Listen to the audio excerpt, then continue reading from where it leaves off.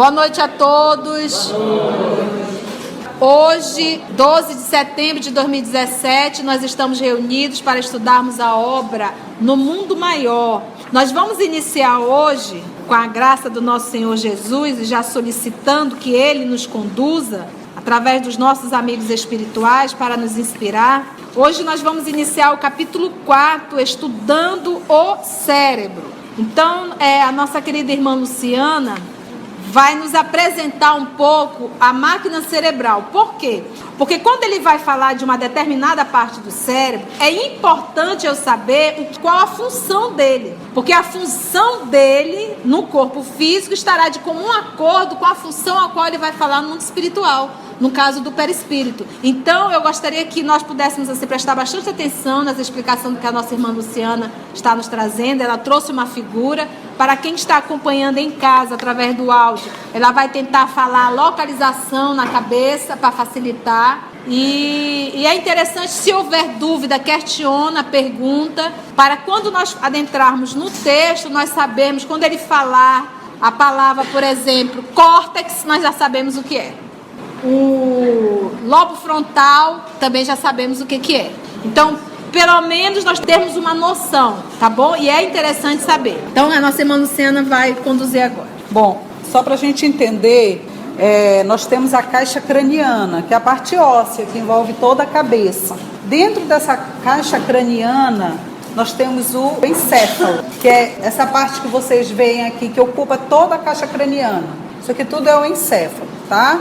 Na medicina, esse encéfalo é dividido em 4 lóbulos. O frontal, que refere ao osso frontal, que é na testa.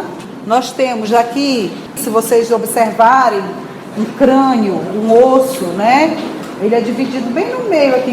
Inclusive, os nenéns, quando nascem, eles têm aquela fenda.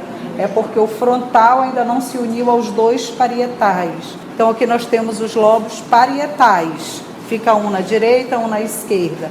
E o frontal, ele é único, ele é só um aqui, né, compacto. Temos também um temporal, está aqui do lado das 2 orelhas, 2 lobos temporais. E temos um occipital compacto na região nucal. Cada lobo desse tem uma função sensorial motora.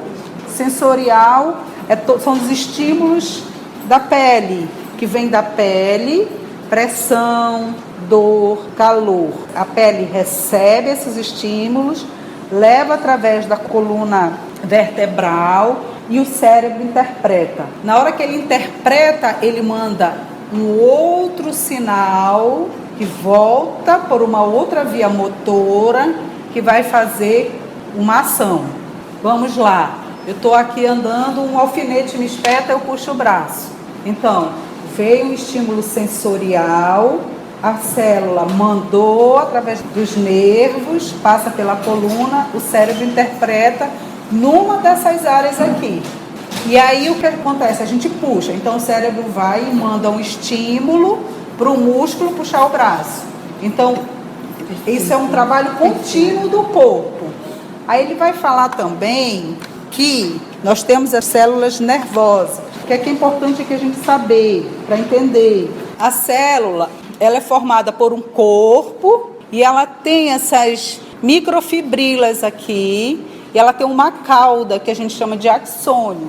Por que é importante isso? Isso é importante porque essa célula, esse corpo celular, ele é a vida do córtex. É ele que alimenta, é ele que estimula, tudo é ele. Isso é a célula mais especializada do corpo humano. Se eu cortar uma célula do braço, o braço regenera tranquilo, fecha. Mas se eu lesionar uma célula dessa, as lesões são irreversíveis. O que é importante a gente saber, porque ele vai falar no texto. Esse corpo aqui, onde é que ele fica localizado? Lembra da aula passada que nós temos uma substância branca e uma substância cinzenta na cabeça? Então, o corpo fica na parte externa, na cinzenta, e esse fio aqui é o fio condutor que vai levar o estímulo ou vai trazer o estímulo, que é a parte branca. E nós temos na coluna a mesma coisa. Então, nós vamos ter células nervosas com axônios muito curtos, e nós vamos ter axônios com mais de 1 metro de comprimento. Então, a célula está aqui e ele vai emitir através da coluna os fios nervosos, tá? Então, assim, nessa parte da cabeça, no frontal, no parietal, onde está pensamento, percepção, geralmente elas são mais curtinhas. Mas quando elas precisam ser sensoriais e motoras, como é que os nervos se distribuem? A célula fica e ela manda o filete.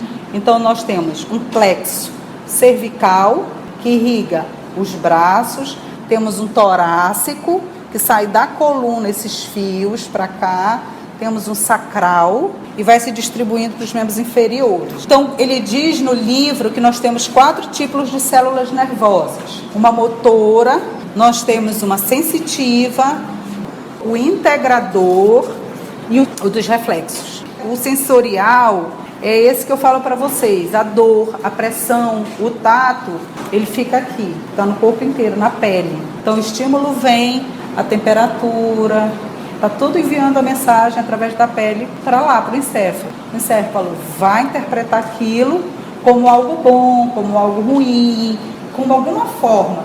E isso vai nos trazer uma reação motora, tá? Aí a reação motora de defesa, você vai se agasalhar. Outra coisa que é importante saber, que o sensorial não é só a pele, os sentidos. Então, a visão.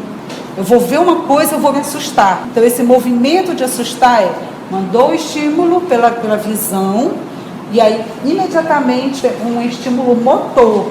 São 2 vias, tá, gente? Nós temos uma via sensitiva, que é essa que vai dos sentidos e da pele para lá, e nós temos uma via motora, que vai do encéfalo. É aquela reação que ele recebe, ele reage a esses estímulos sensoriais. Por que isso é importante? Porque ele vai falar no livro da vontade, como esse sistema sensitivo interfere nas nossas reações. Porque esse ato a gente não pensa. Não pensa. É uma reação mesmo. É uma reação do corpo. Aí ele fala que vai da vontade de você educar esses estímulos. Aí ele fala do sistema integrador. Nesse sistema, algumas dessas áreas estão relacionadas com o armazenamento de informação. Então, assim, eu sei que o gelo é gelado. Vamos lá, pode ser redundante. Mas quem é que grava essa memória? É o sistema integrador. Ele integra o sistema sensitivo com o sistema motor e faz o sistema da memória. Deu para entender? São essas células nervosas. E ele fala assim, enquanto outras avaliam a informação sensorial para determinar se é agradável ou desagradável, dolorosa ou calmante, intensa ou fraca. É nessas regiões que a resposta apropriada à informação sensorial que chega é determinada. Então, é como se ela interligasse o sistema sensitivo com o sistema motor e aquilo ali. Eu nunca passei por aquele estímulo, eu não tenho essa integração. Mas quando eu passar por aquilo ali, eu vou fazer uma memória. Interessante. Deu para entender? Deu. Muito obrigada. Nós que agradecemos. Obrigada, mãe. Foi ótimo. Estudando o cérebro, capítulo 4. Com a mão fraterna espalmada sobre a fronte do enfermo. Coloca a tua mão na minha fronte, por favor. Sobre a fronte. Entendeu? Esse movimento. Como a transmitir vigoroso fluido de vida renovadora, Calderaro esclareceu-me bondoso. Há 20 anos, aproximadamente, este amigo pôs fim ao corpo físico do seu atual verdugo, num doloroso capítulo de sangue. Iniciei o serviço de assistência a ele só há 3 dias. No entanto, já me inteirei da sua comovente história. Então, nós recordamos no estudo passado que o nosso querido André Luiz mergulhou na máquina cerebral do encarnado, lembra? E depois ele disse, agora vá no desencarnado. O que André Luiz percebeu? A simbiose, iguais. Então agora nós vamos entender por que esse irmão está nesse processo obsessivo em relação a essa criatura encarnada. Já foi dado o nome dele? Ainda não, né? Há 20 anos aproximadamente, este amigo pôs fim ao corpo físico do seu atual verdugo. Então é nessa encarnação, não é nem coisa de outra encarnação. É alguém que ele assassinou e que está ao lado dele na condição de um verdugo. Dirigiu o nosso querido irmão Calderaro com passivo olhar ao algoz desencarnado e prosseguiu. Trabalhavam juntos numa grande cidade, entregue ao comércio de quinquilharias. O homicida desempenhava funções de empregado da vítima desde a infância e, atingida a maioridade, exigiu do chefe que passara a tutor o pagamento de vários anos de serviço. Vocês entenderam aí? O que aconteceu aí? O cidadão que desencarnou era o que para ele? Desempenhava funções o homicida desempenhava funções de empregado da vítima desde a infância. Atingida a maioridade, ele exigiu do chefe que pagasse todos aqueles anos de trabalho. Vamos lá. Negou-se o patrão terminantemente a satisfazê-lo, alegando as fadigas que vivera para assisti-lo na infância e na juventude. Propiciar-lhe-ia vantajosa posição no campo dos negócios, conceder-lhe-ia interesses substanciais, mas não lhe pagaria vintém relativamente ao passado. Então, nós temos aí, o que ele justificou? Que comumente nós fazemos isso? Não, eu te criei, te sustentei, te dei alimento, mais do que justo, como ele diz aqui, ó. Negou-se o patrão terminantemente a satisfazê-lo, alegando as fadigas que vivera para assisti-lo na infância e também na juventude. Propiciar-lhe-ia vantajosa posição no campo dos negócios, conceder-lhe-ia interesses substanciais, mas não lhe pagaria vintém relativamente ao passado. O fato da criança ter trabalhado, isso realmente foi algo absurdo, porque não se pode, realmente deve ter trabalhado bastante. Mas para esse jovem, para esse adulto agora, também faltou um movimento. Por mais que eu tenha sido explorada, essa criatura me deu hoje condições de dar continuidade à minha vida. Então faltou, e do jeito que o outro está enfermo, o jovem também. Porque ele poderia ter se tornado agradecido. Mas não, o que ele fez? Exigiu o pagamento. Entendeu? Ele poderia ter feito o quê? Sair da posição de justiceiro, não cabe a mim, vou agradecer, é o ato de renúncia, vou agradecer por tudo que fez, por tudo que tem feito, até por ter me dado, de certa forma, uma educação, porque ele continuou a vida profissional dele, e deixar na mão do pai. Mas o que ele fez foi tentar fazer justiça. Até ali, guardara-o a conta de um filho. Olha aí. Que lhe reclamava contínua assistência. Instalou a contenda. Palavras rudes, trocadas entre vibrações de cólera, inflamaram o cérebro do rapaz, que no auge da ira o assassinou, dominado por selvagem fúria. Tá vendo? Quantos de nós, na condição de filhos mesmo, não trabalhamos para os nossos pais na infância? Ajudando em casa, ajudando nos deveres, ajudando o pai nisso, naquilo outro. É um filho, a forma de educar, de certa forma, é isso. Vem cá, vem ajudar, vamos ajudar com os deveres de casa, com o serviço. E ele se achou, porque ele diz aqui, olha, guardaram a conta de um filho. Só que como ele não era filho, se achou no direito de se colocar na condição de empregado, só para cobrar. E aí, no auge de uma discussão, olha o que acabou. Quem foi cruel aí? Olha como ele coloca. Porque ele nunca se colocou na condição de patrão. Ele sempre se colocou, ele olhava para o menino como pai. Foi o menino que se colocou na condição de um funcionário, exigindo dele o pagamento por ter trabalhado uma infância inteira. Nós que temos famílias numerosas, as irmãs mais velhas acabam cuidando das irmãs mais novas. Porque eu troquei de fralda e firmingau, vou chegar com a mamãe, eu quero o meu salário de babá. Não existe isso. Então, palavras rudes trocadas entre vibrações de cólera inflamaram o cérebro do rapaz, que no auge da ira o assassinou, dominado por selvagem fúria. Olha como o André retrata. Vamos lá. Antes, porém, de fugir do local, o criminoso correu ao cofre em que se amontoavam fartos pacotes de papel moeda, retirou a importância vultosa a que se supunha com direito, deixando intacta regular fortuna que despistaria a polícia no dia imediato. Tirou uma porcentagem, a outra ele deixou lá para não levantar suspeita. Efetivamente, na manhã seguinte, ele próprio veio à casa comercial, onde a vítima pernoitava, enquanto a pequena família fazia longa estação no campo, e fingindo preocupação ante as portas cerradas, convidou um guarda a segui-lo, a fim de violarem ambos uma das fechaduras.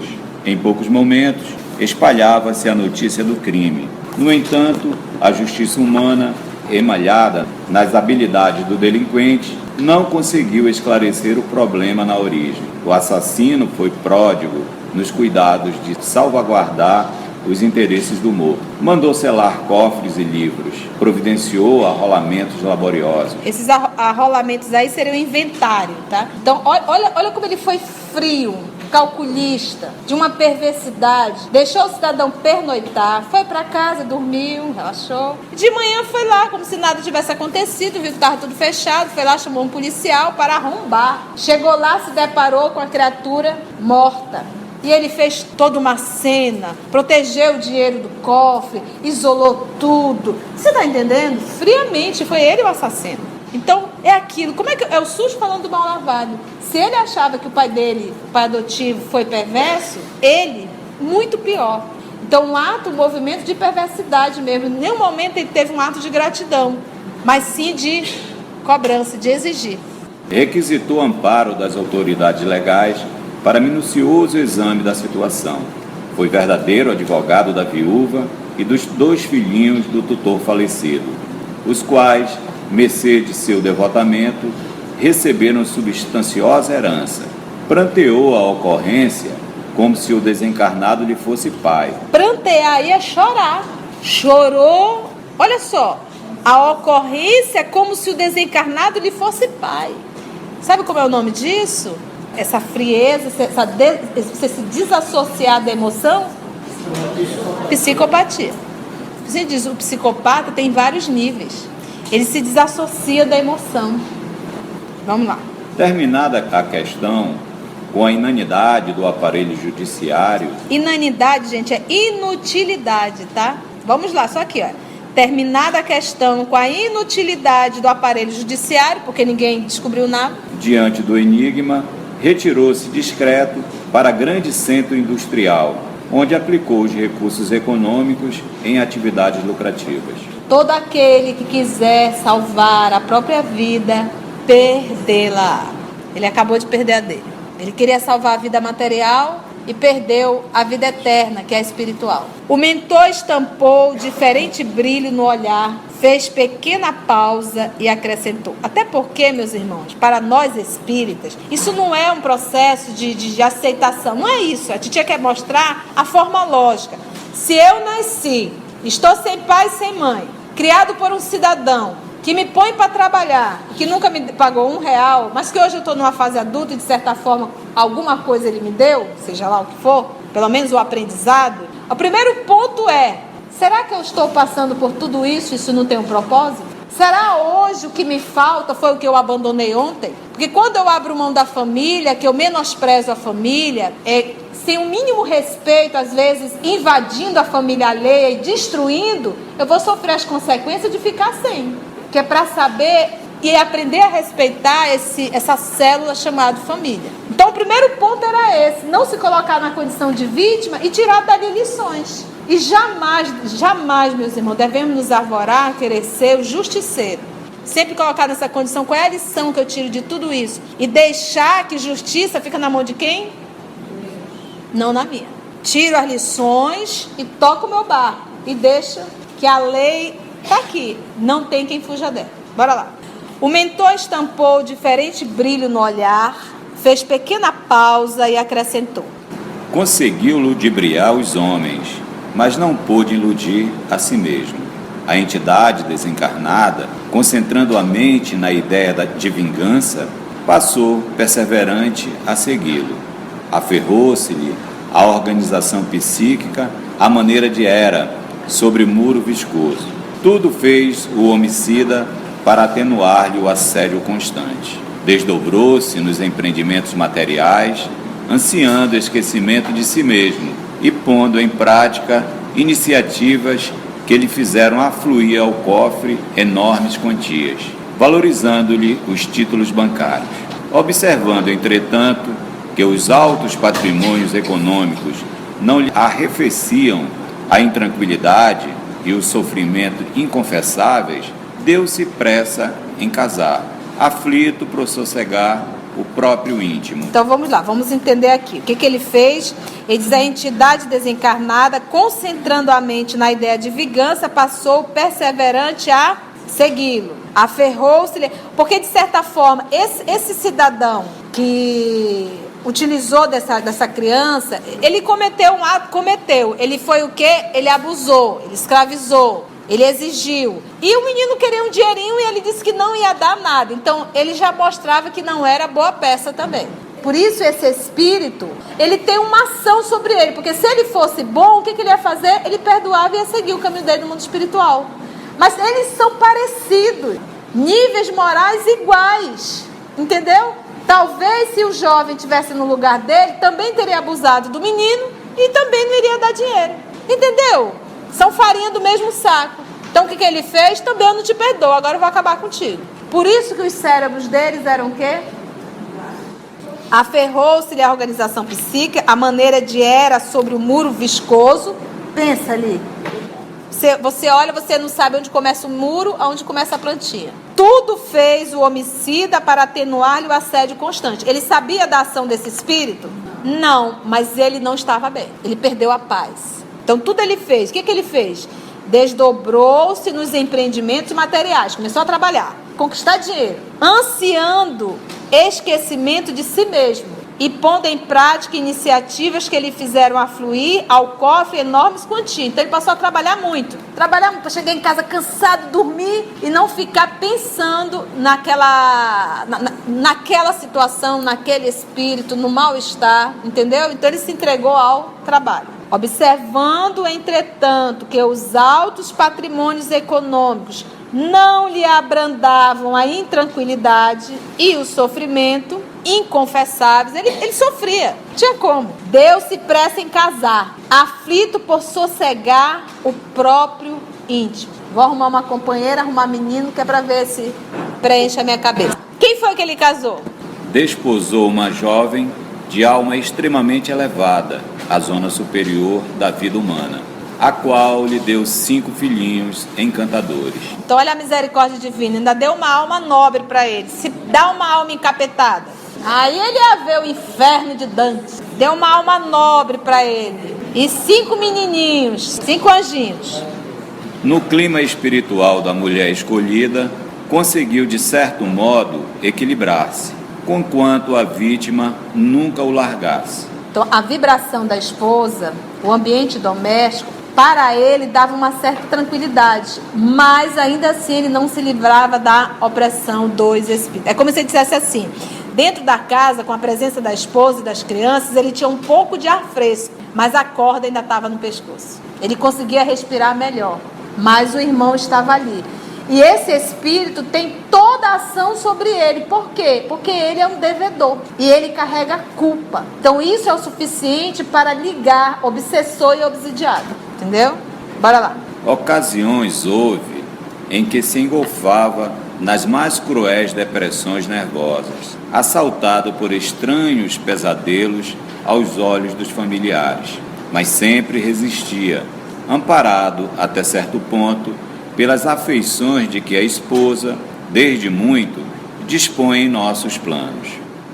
Se as leis humanas, todavia, correspondem à falibilidade dos homens encarnados, as leis divinas jamais falecem. Fica a dica: pode se enganar os homens, mas as leis divinas... Conservando as forças tenebrosas acumuladas em seu destino, desde a noite do assassínio, nosso desventurado amigo manteve enclausuradas no porão da personalidade todas as impressões destruidoras recolhidas no instante da queda. Repugnava-lhe uma confissão pública do crime, a qual, de certo modo, lhe mitigaria a angústia, libertando energias nefastas que arquivara. Como confessar? Mas se ele confessasse, ia aliviar bastante. Se mitigar é aliviar a angústia, libertando energias nefastas que ele arquivava. A essa altura da narrativa, André ali ouvindo Calderaro. Calderaro interrompeu-se, tocou a zona do córtex e prosseguiu. A mente criminosa, assediada pela presença invariável da vítima, a perturbar-lhe a memória, passou a fixar-se na região intermediária do cérebro, porque a dor do remorso não lhe permitia fácil acesso à esfera superior do organismo perispirítico. Que aula foi essa? Página o quê? 45. Volta lá atrás, vê se eu estou certa. Olha lá, vamos ver aqui. Olha. O que ele diz aqui? Ó? A mente criminosa, assediada pela presença invariável da vítima, a perturbar-lhe a memória, passou a fixar-se na região intermediária do cérebro, porque a dor do remorso não lhe permitia fácil acesso à esfera superior do organismo perispirítico. É que ele dividiu o cérebro no corpo perispiritual dessa forma. Lembra lá? No sistema nervoso temos o cérebro inicial, repositório dos movimentos instintivos e sede das atividades do subconsciente. Figuremo-lo como o porão da individualidade, onde arquivamos todas as experiências e registramos os menores fatos da vida. Isso aonde? No sistema nervoso, né? Onde é o sistema nervoso? É o cérebro e a coluna. Aqui, né? E ele como um todo. Na região do córtex motor. Lá em cima, lembra? Que bem na imagem dele. Parte superior, né? Na região do córtex motor é a zona intermediária. Ele está falando do que aqui? Na região do córtex motor, zona intermediária entre os lobos frontais e os nervos. Temos o cérebro aí desenvolvido. Qual é a função? Consubstanciando as energias motoras de que se serve a nossa mente para as manifestações imprescindíveis no atual momento evolutivo do nosso modo de ser. Então é essa zona aqui, e ele está falando de perispírito, tá? Essa divisão é no cérebro do perispírito, lembra? Por isso que ele está falando aqui, ó. É nessa área que ele não está conseguindo atuar. Por quê? Passou a fixar-se na região intermediária do cérebro, porque a dor do remorso não lhe permitia fácil acesso à esfera superior do organismo perispirítico, onde os princípios mais nobres do ser ergue o santuário de manifestação da consciência divina. Vamos lá. Aterrorizado pelas recordações, transia o irreprimível pavor em face dos juízos conscienciais. Esse transia aí é assombrava, tá, gente? Por outra parte, cada vez mais interessado em assegurar a felicidade da família, seu único oásis no deserto escaldante das escabrosas reminiscências, o infeliz, então respeitado por força da posição social que o dinheiro lhe conferia, embrenhou-se em atividade febril e ininterrupta. Vivendo mentalmente na região intermediária do cérebro, em caráter quase exclusivo, só sentia alguma calma agindo e trabalhando, de qualquer maneira, mesmo desordenadamente. Intentava a fuga por todos os meios ao seu alcance. Deitava-se, extenuado pela fadiga do corpo, levantando-se no dia seguinte, abatido e cansado de inutilmente duelar com um perseguidor invisível nas horas de sono. Em consequência, provocou o desequilíbrio da organização perispiritual, o que se refletiu na zona motora, implantando o caos orgânico. Estava programado para ele passar por tudo isso? Ninguém nasce para matar ninguém. Não, ele foi predestinado a nascer para matar fulano. Não existe isso. Foi o uso indevido do livre-arbítrio. E está destruindo o corpo físico dele. Fez característico movimento com o indicador e acentuou. Repara os centros corticais. Contemplei, admirado, aquele maravilhoso mundo microscópico. As células piramidais, distinguindo-se pelo tamanho, diziam da importância das funções que eles impediam no laboratório das energias nervosas. Observando atentamente o quadro, não me parecia que estivesse a examinar o tecido vivo da substância branco-cinzenta. Tive a impressão de que o córtex fosse um robusto dínamo em funcionamento. Não estaríamos diante de algum aparelho elétrico de complicada estrutura? Malgrado essas impressões, reparei que a matéria cerebral ameaçava amolecimento. Continuava perplexo, sem saber como formular os comentários cabíveis, quando o assistente me veio em socorro, esclarecendo. Estamos diante do órgão perispiritual do ser humano, adeso, a duplicata física. Esse adeso aí é aderido. Então, olha só. Estamos diante do órgão perispiritual do ser humano, aderido à duplicata física. Perispírito e corpo físico. Esse cidadão aqui está encarnado ou desencarnado? Encarnado. Nós estamos falando de pessoa que está encarnada, tá?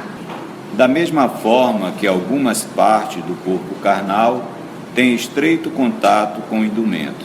Todo o campo nervoso da criatura constitui a representação das potências perispiríticas, vagarosamente conquistadas pelo ser, através de milênios e milênios. Então, olha lá, todo o campo nervoso da criatura constitui a representação das potências perispiríticas, vagarosamente conquistada pelo ser, através dos milênios e milênios. O nosso corpo já começou desse jeito?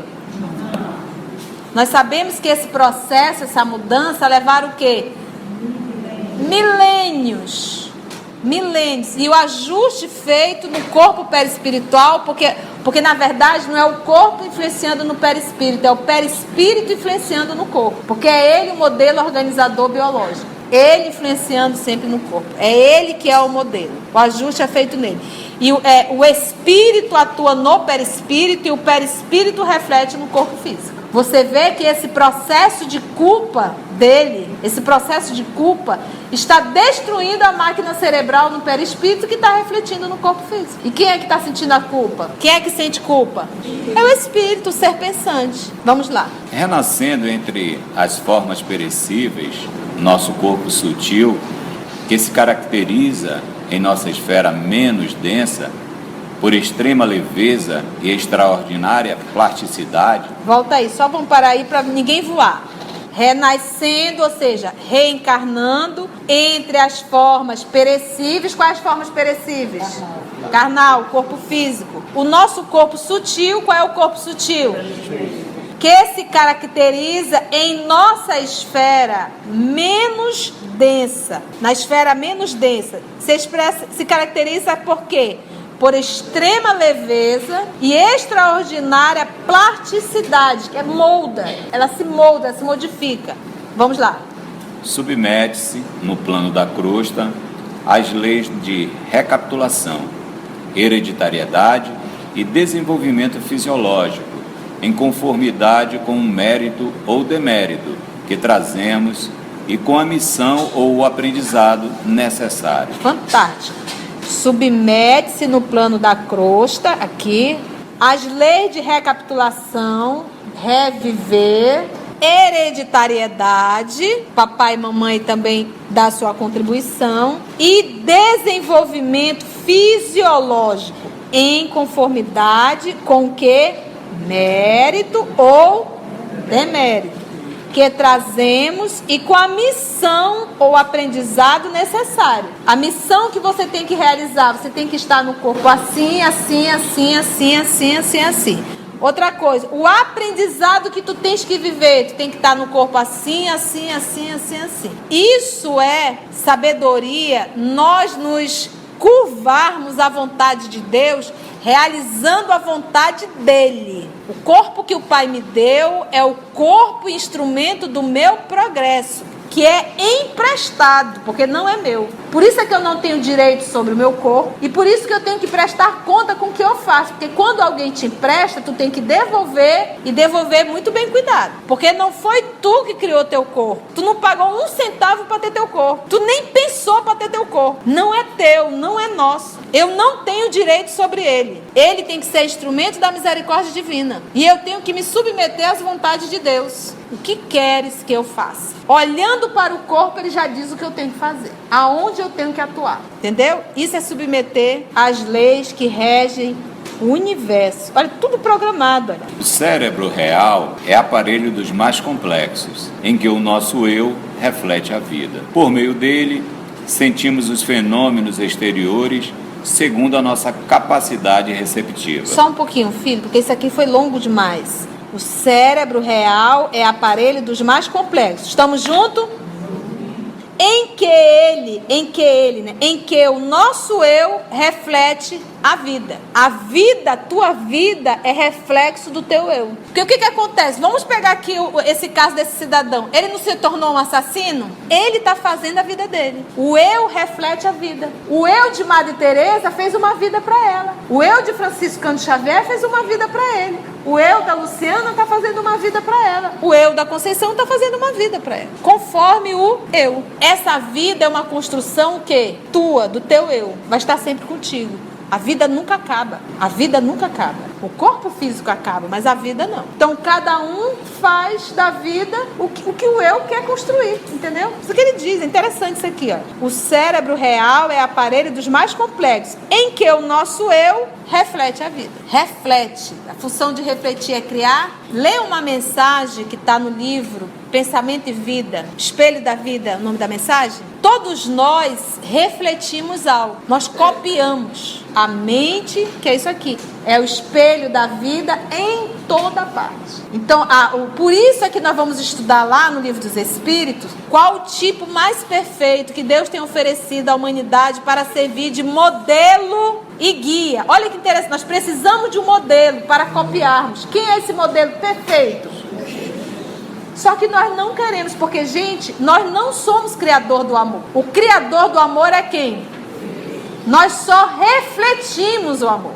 Eu só tenho que aprender a refletir, a ser o espelho, porque eu não crio o amor. Quando ele nos enviou o nosso Senhor Jesus, na condição de um modelo e guia, diz, olha, copia, esse é o modelo, reflete ele. E o que nós estamos fazendo? Refletindo mais tentando que nós. Copiando ações bestiais. Na fala de Emmanuel, retratando João Evangelista lá no Novo Testamento, quando ele vai falar do Apocalipse, falando da besta. A besta é na condição de atitudes bestiais, que as nossas atitudes são bestiais, são idiotas. Somos espíritas, sabemos que não vamos ficar aqui, temos um tempo determinado, vamos ter que prestar conta com tudo e temos atitudes bestiais. Entendeu? O cérebro real é aparelho dos mais complexos em que o nosso eu reflete a vida. Por meio dele, sentimos os fenômenos exteriores segundo a nossa capacidade receptiva. Foi o que a nossa querida irmã Luciana estava falando. Que é determinada pela experiência. Por isso, varia ele de criatura a criatura, em virtude da multiplicidade das posições na escala evolutiva. Cada um é cada um. Dependendo do nível de evolução, por exemplo, o que para vamos pegar aqui um exemplo, vamos pegar esses espíritos mais elevados que aqui teve, vamos pegar uma Madre Teresa de Calcutá, vamos pegar um espírito adoecido com nome qualquer. Aí você vai perguntar para essa criatura aqui o que é felicidade. Ela vai dizer que é ter saúde, ter dinheiro, que a família esteja bem. Ela só vai passar desse nível, ela não vai conseguir mais além. Aí você pergunta para uma Madre Teresa o que é felicidade. Ela é capaz de te dizer, ver a felicidade do meu irmão. Porque o nível é totalmente diferente. Então, de repente, felicidade para mim é estar dentro do iate, comendo churrasco, uísque, seja lá o quê. Para a Madre Teresa isso é um tormento. Porque ela não consegue viver naquela luxúria toda, sabendo que toda a Calcutá está morrendo de fome. Ela não consegue fazer esse movimento. Felicidade para ela é estar lá no meio. Isso é felicidade para ela. Para alguns, chegar lá dentro é motivo de desespero e choro. Entendeu? Então, é isso que ele fala quando ele diz aqui, ó. Por meio dele, sentimos os fenômenos exteriores, segundo a nossa capacidade receptiva, que é determinada pela experiência, que você falou, caso a pessoa não sabe o que é gelo, ela não tem isso registrado, o que é frio. Por isso, varia ele de criatura a criatura, a máquina cerebral, em virtude da multiplicidade das posições na escala evolutiva. Vamos lá. Nem os símios, que é o macaco, ou os antropóides, que é a forma já dos homens, a caminho da ligação com o gênero humano, apresentam cérebros absolutamente iguais entre si. Quem já estudou essa parte dos antigos, dos primatas, a gente vê que a máquina cerebral é totalmente diferente da máquina cerebral hoje. E não parou. O corpo perispiritual, ele continua no processo de evolução. A máquina cerebral, ela não está parada, ela está ainda em processo de aperfeiçoamento. O nosso sistema digestório também está no processo de evolução. Daqui a alguns séculos, nós não vamos mais precisar comer os animais. Terá um outro tipo de alimentação. A nossa máquina cerebral estará adaptada para a gente enxergar o mundo espiritual com a maior facilidade. Em mundos mais evoluídos, não existe mais fulano desencarnou, eu não vejo nunca mais. Fulano desencarnou e eu estive em contato com ele. O futuro é a mediunidade. Não haver essa distância, essa separação. O corpo no futuro, ele não entra mais em putrefação. A forma é outra. Então nós ainda estamos encarnando em corpos muito grosseiros, porque o perispírito ainda é muito grosseiro. Então esse processo de mudança, do jeito que o nosso corpo de hoje não é igual ao dos nossos irmãos primatas, no futuro, o corpo do futuro também não será igual a esse corpo que nós temos hoje. Vamos lá. Cada individualidade revela-o consoante o progresso efetivo realizado. O selvagem apresenta um cérebro perispiritual com vibrações muito diversas das do órgão do pensamento no homem civilizado. Sob este ponto de vista, o encéfalo de um santo emite ondas que se distinguem das que despede a fonte mental de um cientista. Tá vendo que coisa linda? Olha que coisa bonita isso aqui. Onde que está o encéfalo, mano? O que é o encéfalo? O encéfalo é essa área que está toda dentro da caixa craniana.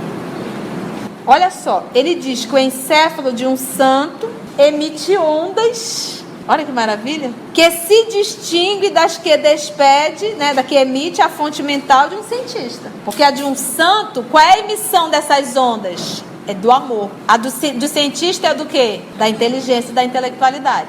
São duas asas diferentes. Vamos lá. A escola acadêmica, na crosta planetária, prende-se à conceituação da forma tangível, em trânsito para as transformações da enfermidade, da velhice ou da morte. Aqui, porém, examinamos o organismo que modela as manifestações do campo físico e reconhecemos que todo o aparelhamento nervoso é de ordem sublime.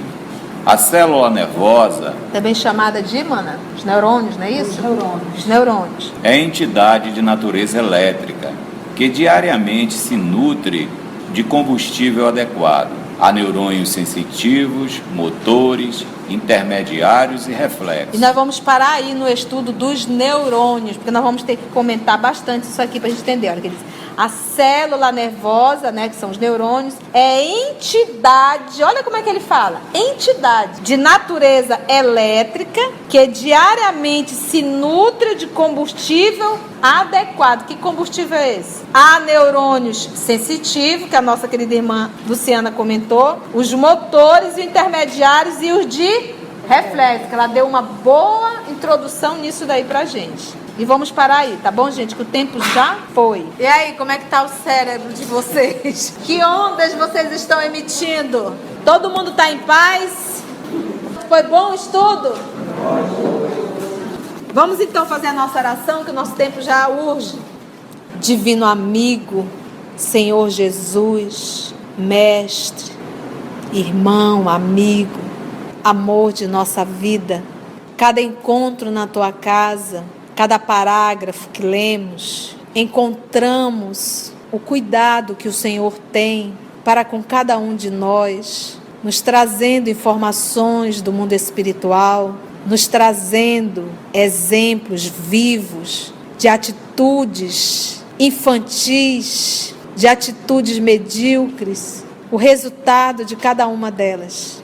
Nós já sabemos, Senhor, que o mal faz mal. Nós já sabemos que o amor nos liberta, mas ainda somos tão viciados. Ajuda-nos, Senhor, enquanto há tempo, de quebrar essas correntes do vício, entender que o ato de amar nos faz bem, entender que todos somos irmãos e entender que a vida é tão breve. Muito obrigado, Senhor, por esse cuidado com esses teus irmãos menores que somos. Muito obrigada pelos amigos espirituais que aqui estão e que conduziram esse nosso trabalho. E te fazemos um pedido, Senhor, ao decorrer do dia, que o nosso anjo da guarda, se for necessário, puxe a nossa orelha para que possamos perceber a escolha ou a atitude equivocada que ainda insistimos em realizar. Muito obrigado, amor querido, e muito obrigado a todos nós e a todos os amigos espirituais aqui presentes.